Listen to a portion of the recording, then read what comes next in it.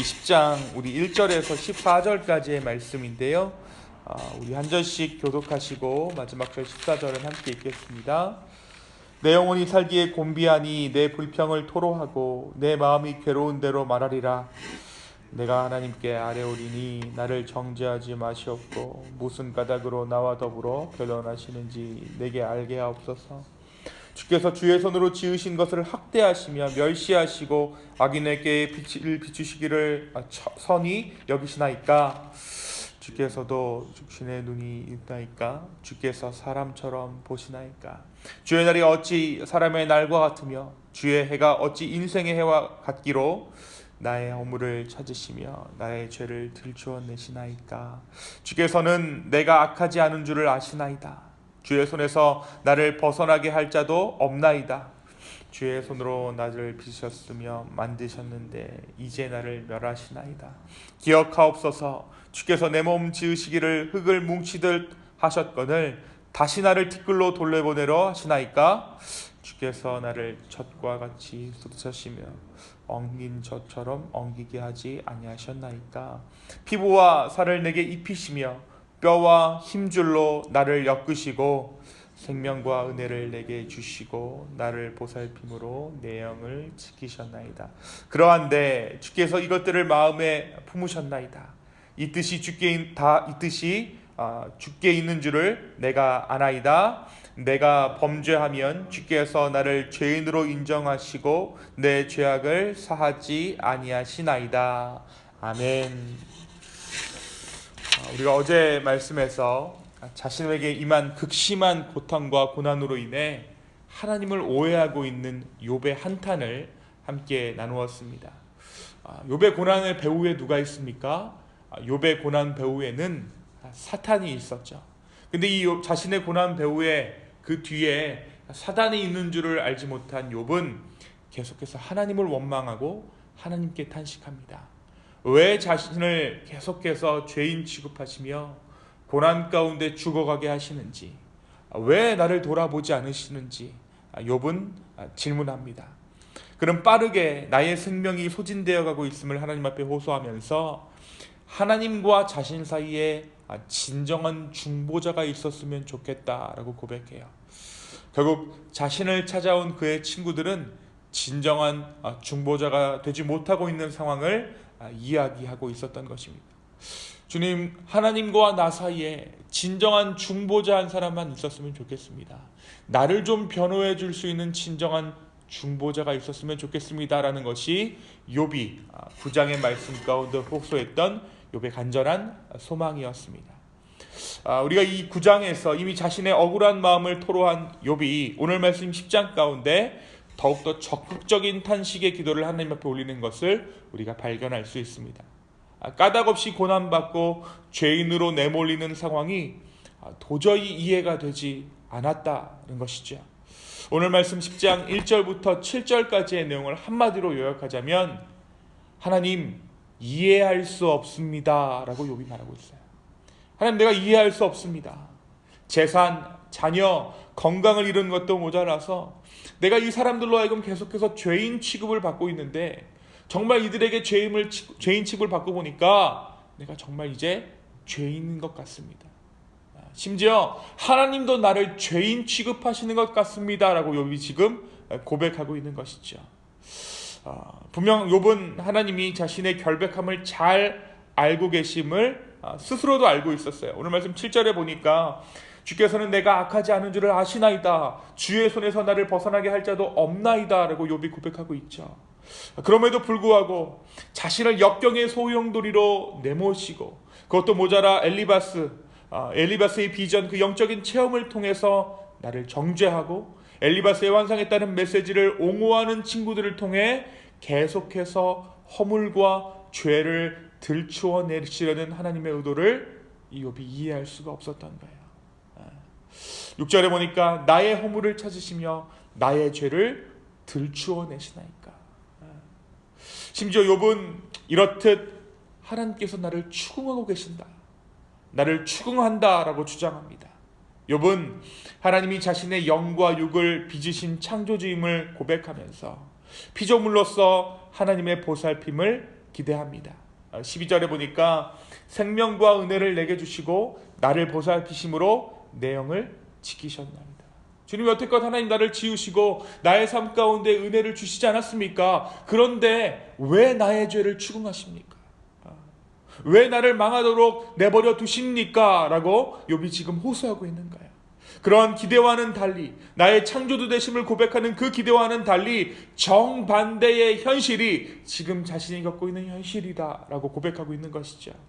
하나님의 돌보심은커녕 하나님은 오직 죄를 들추어내고 심판하시기 위해 자신을 만드신 것 같다라고 욥은 고백합니다.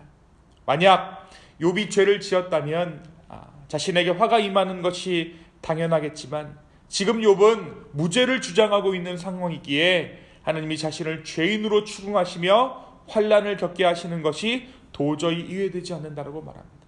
욥은 당연히 이렇게 반응할 수밖에 없어요. 왜요? 하늘의 상황을 몰랐기 때문에. 자신의 고통과 고난이 왜 시작됐는지 알 수 없었기 때문에 욥은 이 상황에서 하나님을 원망할 수밖에 없었다는 것이죠. 하나님, 내가 죽겠습니다. 왜 나의 죄를 이렇게 이토록 추궁하십니까? 라고 욥이 지금 고백하고 있는 거죠. 결국 다시 한번 욥은 자신의 탄생에 대해 하나님께 반문합니다. 18절에 보니까 주께서 나를 태에서 나오게 하심은 어찌함이니까? 지금 나 왜 태어나게 하셨습니까? 라고 하나님께 따지듯 묻는 욥의 모습을 우리는 발견할 수 있습니다. 그러면서 자신은 빠르게 죽어가고 있음을 다시 한번 말합니다. 하지만 이러한 상황에서 욥이 하나님께 이 10장의 말씀을 통해 진정으로 간구하는 것이 있습니다. 20절에 보니까 내 날은 적지 아니하나이까 그런즉 그치시고 나를 버려두사 잠시나마 평안하게 하시되. 평안을 구하고 있는 거예요. 하늘로부터 오는 참 평안을 욥이 오늘 이 시간 구하고 있습니다. 정말 잠깐이라도 자신을 죄인으로 추궁하는 것을 멈춰주시고 자신에게 하나님의 평안의 시간을 허락해 주시기를 욥은 간구하고 있습니다. 사랑하는 성도 여러분, 오늘 말씀 이 욥기 10장은 우리에게 무엇을 말해주고 있을까요? 오늘 말씀에서 욥은 하나님께 불평을 쏟아내고 있습니다. 이렇게 여과 없이 자신의 마음을 드러내며 호소하는 이유는 하나님이 도대체 무엇 때문에 나를 정죄하시는지 욥이 알고 싶었기 때문이에요. 하나님, 내 고난이 죄 때문이라고 말들을 하는데 주님, 왜 나에게 이런 고통이 있습니까? 내가 어떠한 죄를 지었습니까? 라고 욥이 지금 자신의 마음을 하나님께 토로하고 있는 것이죠. 욥은 하나님이 자신을 학대한다라고 느꼈습니다. 하나님이 자신을 지으셨음을 알기에 자신을 괴롭게 하시는 하나님을 이해할 수가 없었죠. 손수 빚으시고 그 안에 생명을 주시고 사랑으로 보살피시던 하나님이 어느 한순간 이렇게 돌변하셔서 자신을 고통으로 몰아가시는지 욥은 의아했어요. 욥이 느끼기에 하나님은 욥에게 죄가 없음을 아시면서도 어떻게든 죄를 찾아내서 징벌하려 하시고 혹여 아무런 죄를 찾지 못한다고 해도 그를 환난에서 건지실 생각이 없어 보였습니다.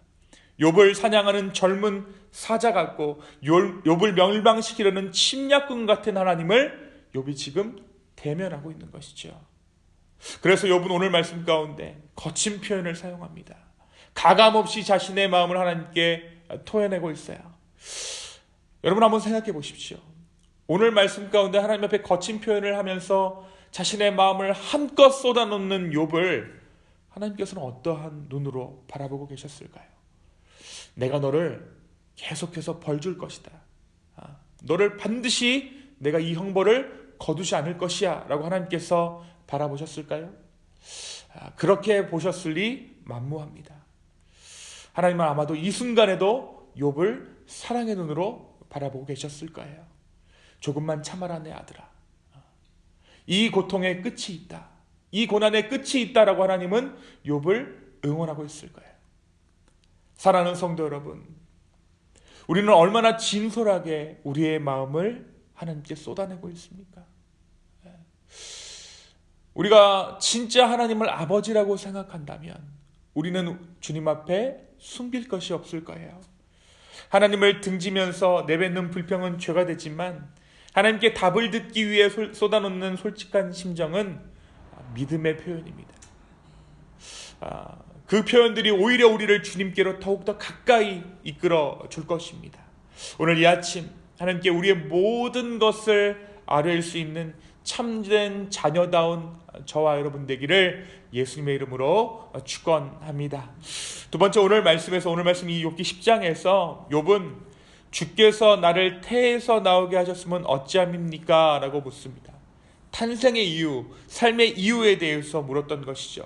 극심한 고통 가운데, 생전 경험하지 못했던 고난 가운데 그제서야 욥이 삶의 이유를 물었던 거예요. 하나님이 우리를 세상에 내놓으신 이유가 무엇일까?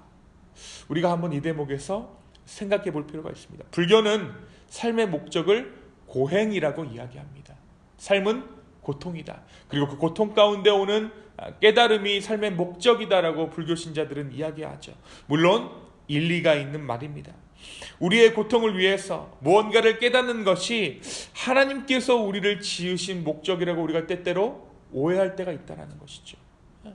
우리 믿는 신자들도 이 고통과 고난을, 그리고 이 고통과 고난을 통해 무언가를 깨닫게 하는 것이 하나님께서 우리를 지으신 목적이 아닐까라고 우리도 오해하고 있다는 것이죠. 물론 우리의 삶에 고난과 고통이 찾아올 수 있어요. 그리고 그 고통을 통해 우리의 삶에 영적인 성숙과 유익이 있는 것도 사실입니다. 고통과 고난이 필요해요. 하지만 고난과 고통이 우리의 삶의 목적은 아닙니다. 우리를 지으신 목적은 그것이 아니에요. 에베소서 1장의 말씀에 따르면 하나님께서 우리를 지으신 목적은, 그 이유는 고통이 아니라 행복과 존귀와 영광입니다. 오늘 이 아침에 하나님께서 우리의 삶 가운데 허락하시는 그 삶의 이유를 깨닫게 되는 저와 여러분 되기를 소망합니다. 그래서 뒤로 물러나는 것이 아니라, 갈팡질팡하는 것이 아니라, 좌충우돌하는 것이 아니라 앞으로 향해 나아갈 수 있는, 나의 목적을 깨닫고 정말 온전히 주와 함께 동행하며 앞으로 나아가는 저와 여러분의 복된 이 하루 되기를 예수님의 이름으로 축원합니다. 이 시간 함께 기도하시겠습니다. 사랑의 주님, 오늘 이 욥기 10장의 말씀을 통하여서 하나님 앞에 모든 것을 쏟아놓을 수 있는 것이 얼마나 큰 복인가를 깨닫게 하여 주심에 주님 감사합니다. 숨길 것 없습니다. 숨길 수도 없습니다. 아버지, 오늘 이 아침 내가 나의 마음을 아버지 앞에 쏟아내기를 소망합니다. 주여, 우리의 기도를 인도하여 주십시오.